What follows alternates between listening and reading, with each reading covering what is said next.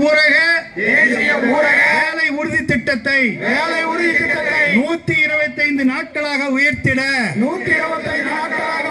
மத்திய அரசு செய்திட்ட பணிகளை எல்லாம்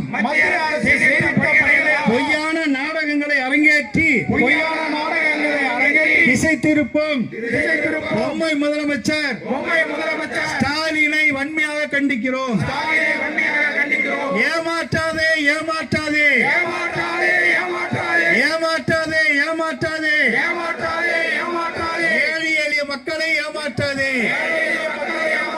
பொய் சொல்லாதே பொய் சொல்லாதே தேசிய ஊரக வேலை உறுதி திட்டம் உழைப்போம் விரட்டி அடிப்போம் மக்கள் விரோத திமுக அரசை விரட்டி அடிப்போம். மலரச் செய்வோம்